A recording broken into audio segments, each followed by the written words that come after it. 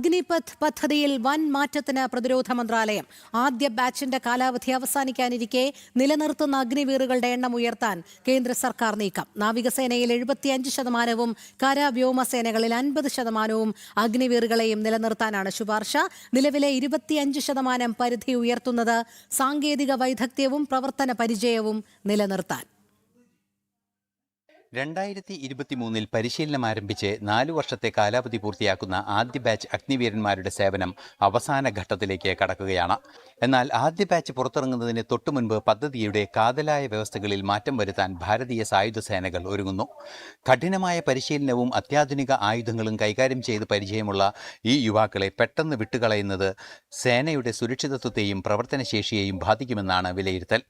സുപ്രധാനമായ സാങ്കേതിക വിദ്യകളും റഡാറുകളും സബ്മറൈനുകളും കൈകാര്യം ചെയ്യുന്ന ഇന്ത്യൻ നാവികസേന തങ്ങളുടെ അഗ്നിവീരന്മാരിൽ 75% പേരെയും സ്ഥിരപ്പെടുത്തണമെന്ന ആവശ്യവുമായാണ് മുന്നോട്ട് വന്നിരിക്കുന്നത്.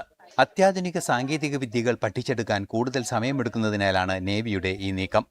അതേസമയം ഇന്ത്യൻ ആർമിയും എയർഫോഴ്സും നിലനിർത്തൽ പരിധി നിലവിലെ 25%-ൽ നിന്ന് 50%-മായി ഉയർത്താൻ ഡിപ്പാർട്ട്മെന്റ് ഓഫ് മിലിറ്ററി അഫയേഴ്സിനോട് ആവശ്യപ്പെടുമെന്നാണ് വിവരങ്ങൾ. വൻതോതിൽ സാങ്കേതിക വൈദഗ്ധ്യമുള്ള സൈനികരുടെ കുറവ് നികത്താൻ ഈ മാറ്റം അനിവാര്യമെന്ന് പ്രതിരോധ വിദഗ്ധർ ചൂണ്ടിക്കാണിക്കുന്നു.